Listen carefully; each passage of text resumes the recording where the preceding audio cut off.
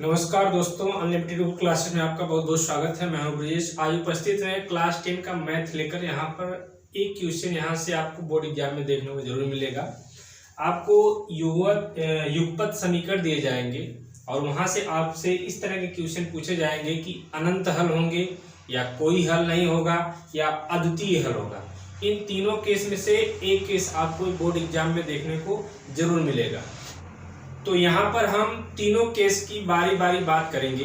तो first example आपके सामने हम वही लिए हैं कि एक युगपत समीकरण है kx + 3y = -3 एंड सेकेंड है 12x + ky = -k के अनंत हल हैं। ये आपको बता दिया गया है। ये जो दोनों युगपत समीकरण हैं इनके अनंत हल हैं। तो कह रहा है कि k का मान क्या होगा, ये आपको बताना है।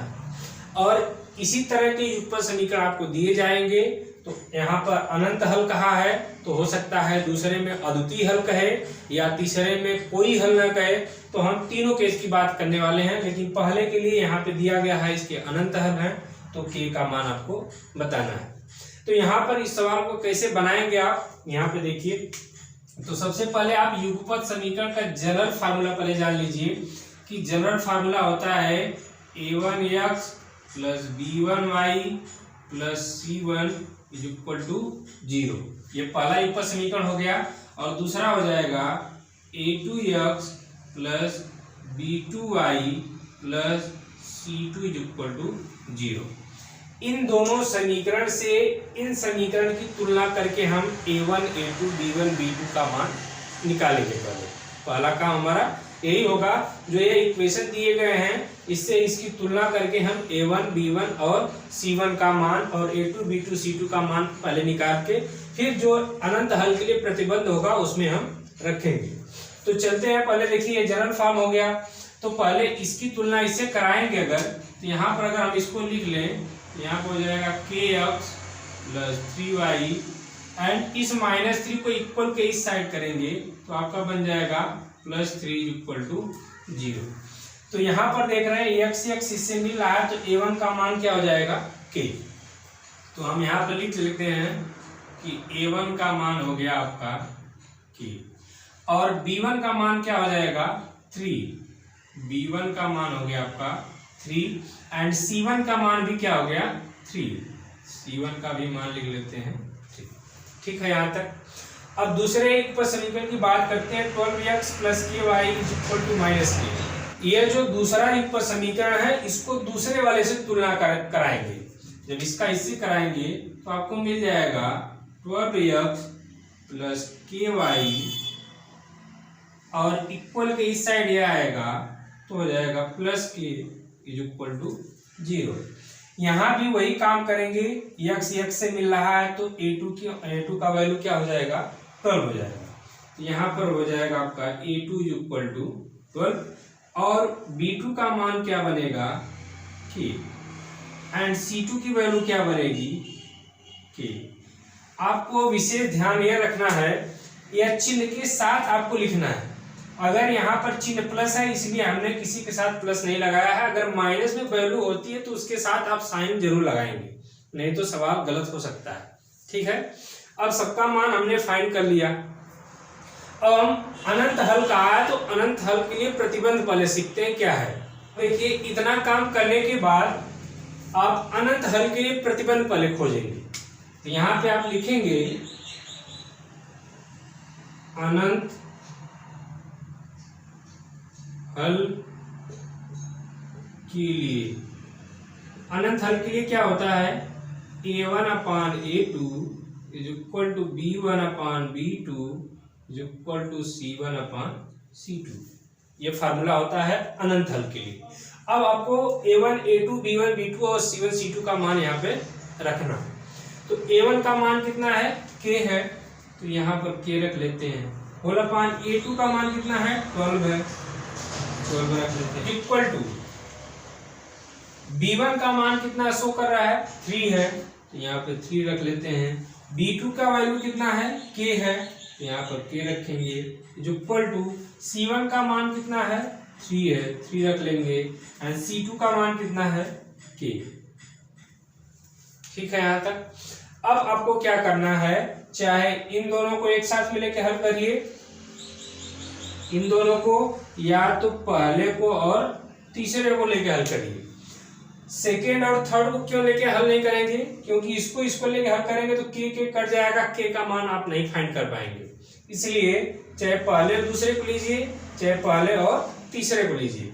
तो अगर हम इसको ले लेते हैं तो देखिए क्या बन जाएगा, क्रॉस मल्टीप्लिकेशन करेंगे तो के स्क्वायर बनेगा,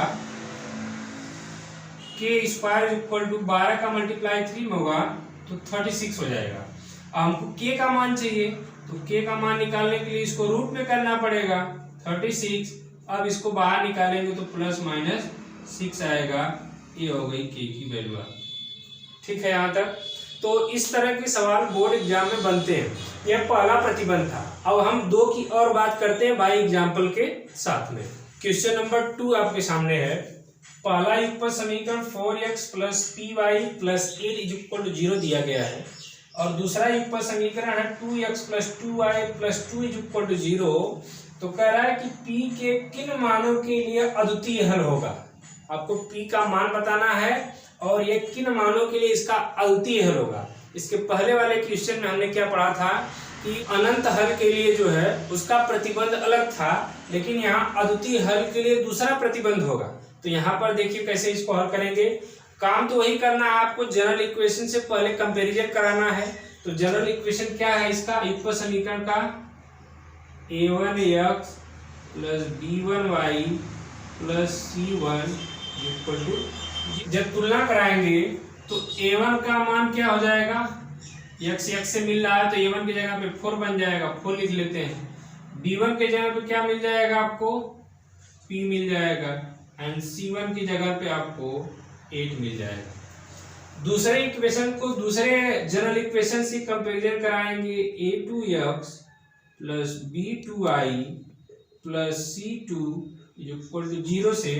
तो यहाँ पर a2 के स्थान पर आ गया है 2 और b2 के स्थान पे आ गया है 2 एंड c2 के भी स्थान पर कितना आया है 2।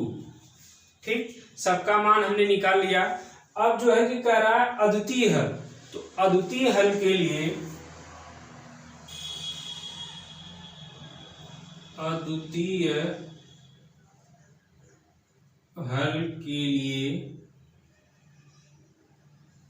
क्या प्रतिबंध है, a1 upon a2 not is equal to b1 upon b2। यह प्रतिबंध जो है अद्वितीय हल के लिए है।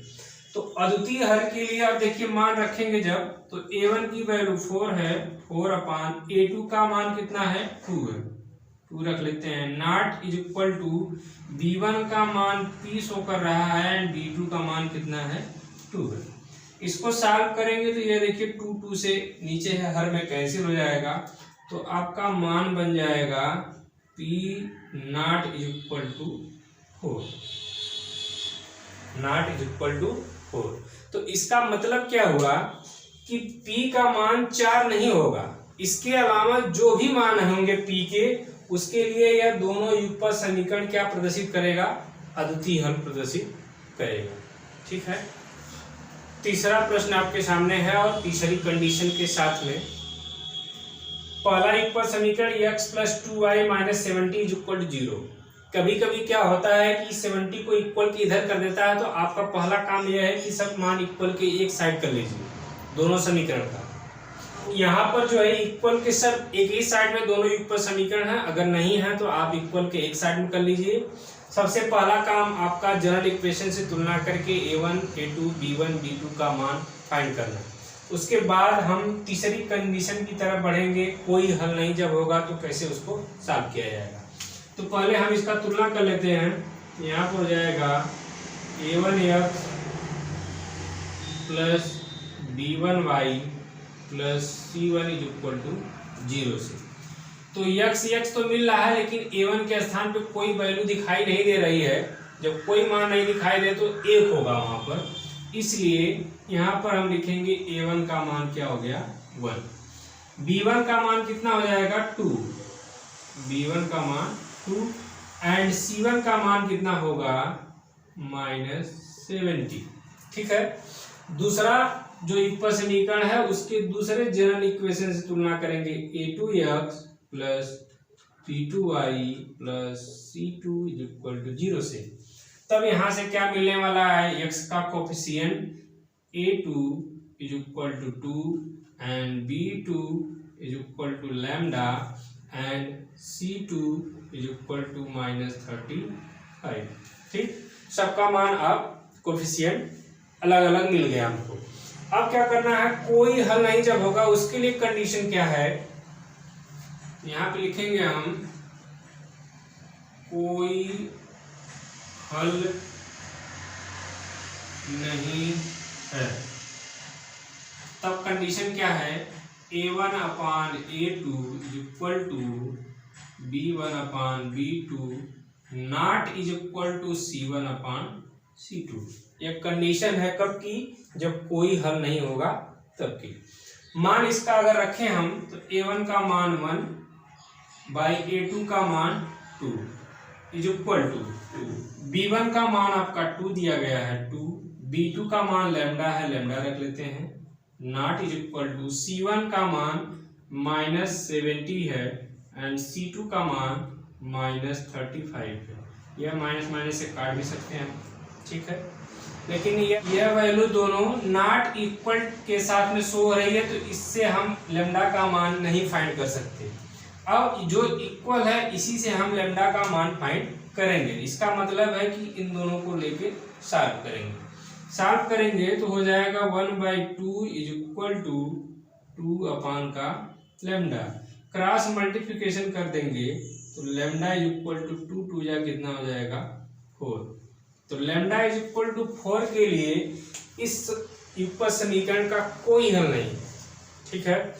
तो आप इन तीनों कंडीशन को जरूर बोर्ड एग्जाम में देख के जाइएगा और यहाँ से 1 या 2 क्वेश्चन आपको जरूर मिलेगा। इस तरह का वीडियो पाने के लिए आप इस चैनल पर बने रहें और लाइक सब्सक्राइब शेयर जरूर कीजिए।